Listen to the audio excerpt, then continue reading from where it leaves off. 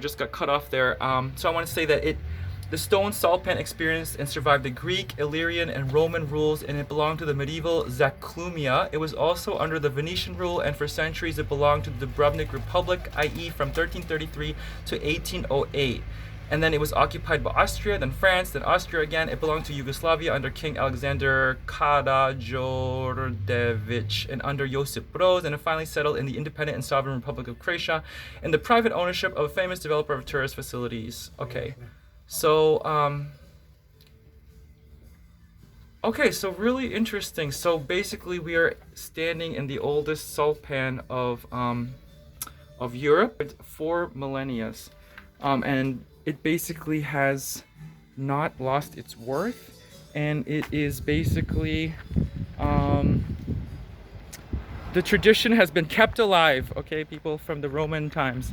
So let's take a look a little bit closer and walk along this salt pan here, as you know, the guy at the very front was telling me about. So let's do that here.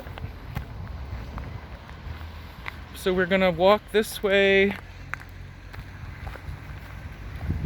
I find this entirely hard to believe, hard to grasp. I find this so hard to grasp that I'm standing on salt fields, or salt pans more specifically, that was used by the ancient Romans, Greeks, Illyrians, and then the Republic of Dubrovnik, and then to this day. It just makes me think of something in the Bible where it says, like, nothing is new under the sun, and it's absolutely true. There's absolutely nothing new under the sun. Let me just let you guys see a little bit closer. As you can see, the sun is mountain, so there is not a little time left, but it's beautiful lighting. I think it's the best lighting to see this, actually. So not too hot, and so this is where the salt water comes in from the sea, and this is all original, people. Okay. Obviously, some things have been updated, worn out things, but holy crap! Oh my gosh! So somehow it's the water from the sea is being irrigated or fed into these salt pans. There are steps here. So you can walk into the salt pans and you can see that the water is slowly evaporating, and what's left is highly concentrated salt. Okay, this poor guy found himself frozen in the salt, and now he's preserved. Okay. But you can see the salt, and the water is still there. There's still water. Okay, you can still see the water, the salt floating, but the salt is being crystallized as the water evaporates, becoming highly concentrated until all you have left are gigantic salt crystals. This is true sea salt. Literally, it's sea salt, okay? I've seen this naturally happening on the rocks, you know, when I'm in these really hot areas in Croatia and in Dalmatia especially, like little pockets of the rock that, you know, when the waves come or the tides change, little amounts of salt or seawater is trapped in between rocks, or in like little pools form, and then you know, you can see the different stages where the salt is, like, the water's evaporating, and then you end up with pure salt. You know, how, like, the same method, but the Romans apparently and the Greeks figured out a way to do this on a huge scale. And when you think that there was no salt in the ancient times around this area during that time, how valuable must have this stuff been during that time? It's just boggles my mind. Okay, so as you can see, there are different stages of the salt crystallizing. There's more water here, as you can see, but when you look closely, it's just pure salt crystallizing underneath all of that. Okay? And then let's take a little walk down this. Gosh, these pans are huge. So you can see here in the distance, it just looks like a bunch of water. But they're probably, that pan is probably, all these pans are probably at different stages of evaporation and or collection. So on this one, oh wow, look at, this is awesome. Look at this. So this is how they stopped this, oh my goodness, people. So look at this. So this is basically salt that's been concentrated, okay? This entire pan right here is just pure concentrated salt, except there's still, you know, water that needs to evaporate on some areas of it. But here, basically, if I touch it, it's just salt. Okay, it looks like ice, actually. Ice. And let me, if I taste it, like, oh my god, super salty. Yeah. So obviously, that's salt.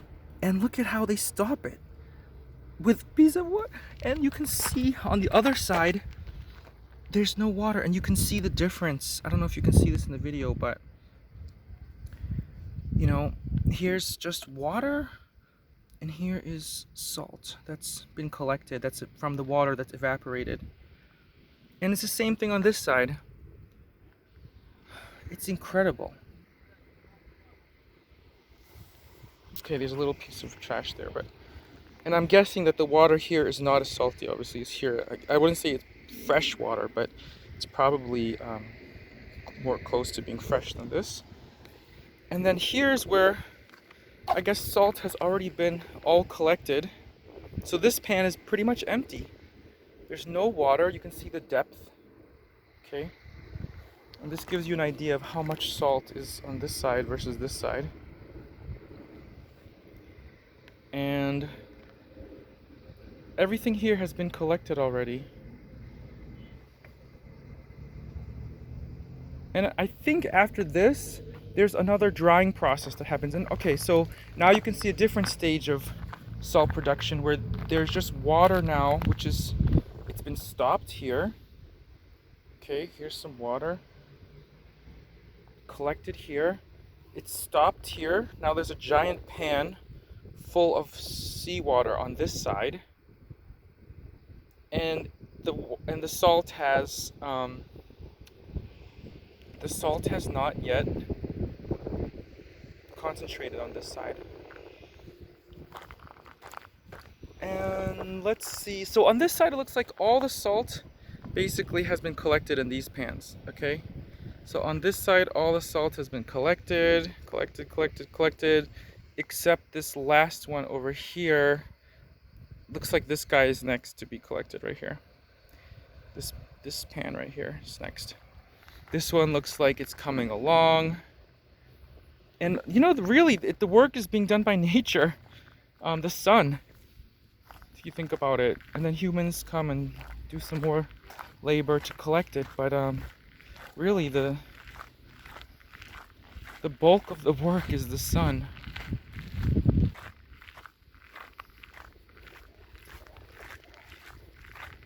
Just walking a little bit further along, and I want to see what's on the other side. And I realize the sun is setting, so it's going to take me 2 hours. It's going to take me about 2 hours to get to Bosnia, where I'm going to be staying. This place called Pelješac. Okay, I'm going to check on that pronunciation. So I don't want to go too late from here. I just stumbled on this actually. I don't want to leave too late. And let me just show you the view of this ancient wall between the Ottoman Empire and the Republic of Dubrovnik. Like, this is just beautiful. Okay, I don't know if you can really see this. I hope you can in the video. It's absolutely stunning. And this wall basically serves as the boundary between the two nations, empires, or Republic and the Empire. And then this is what bought their freedom, they being the Republic of Dubrovnik. Fascinating. Absolutely fascinating. Over here, the salt has been collected. Here, you can see different channels, or canals, or channels, I guess, of allowing the seawater to come in and to flow, and then eventually to feed all of these pans with natural seawater that's connected to, it's either over there or on the other side, but I believe it's coming through over there. See. Here is more. Obviously, on this side, it looks like none of the, I'll just walk along this area. On this side, none of the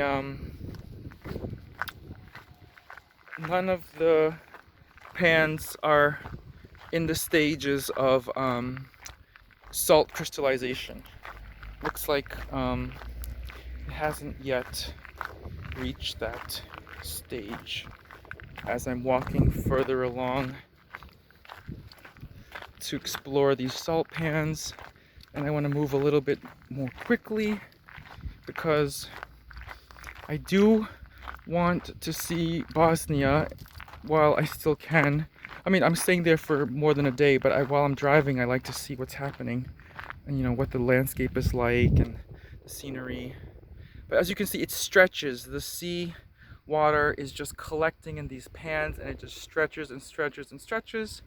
And to remind you again, all of this land behind me here, all of that stretching behind me dates back to the Roman times. Okay, so that was built by them to collect salt, and it's now continued to this day, keeping the tradition alive. So the tradition has been passed down from generation to generation. And here you can see, it looks like snow. Okay, there are the footprints, and this is, you know, salt being crystallized. So compared from this side where no crystallization has occurred to this side where crystallization has occurred. And maybe what's happening is water gets fed. I mean, I need to look into this more deeply to understand how maybe what's happening is that the water passes from pan to pan. It gets more and more concentrated until it finally reaches certain pans on this side where it gets fully concentrated. Maybe that's exactly how the flow is being directed. Or different pans will be allowed to evaporate to the point where the salt is fully concentrated on each pan, but I'm not sure. That I don't know. I'll have to look into that actually. But as you can see on this side, it's really just seawater, no crystallization. But on this side, it looks like snow. This is real, organic, bio, eco, whatever you want to call it. It's the real deal, people. The real deal. Okay, so this is real salt. You can see the water here. It's seawater. No fish, no animals, nothing in there. Well, I'm sure there's minerals and stuff like that, but gosh, look at these canals. You know, these channels between, and then these places where the water stopped. And then you actually look at, there's even passages to allow the water to flow underneath. So the water is flowing in different ways naturally, and I don't fully understand. And there are different levels. So this one is deeper than this one. Okay, and there's a tunnel coming from that side, connecting to this side, going under here, going that way. And this one is at a higher level than this one. So there's definitely a logic behind this. What that logic is, I don't know. I need to look into that. But the more I look at this, and I'm sure if we logical research in this area, you would find artifacts dating back to, you know, Greek and Roman times, probably around the time of Christ, maybe before or after, I don't know. It depends on when these salt fields, these salt pans were first created. But I'm sure you'll find people, this entire area I bet is rich with history. And you'll find ancient civilizations that lived in this whole area.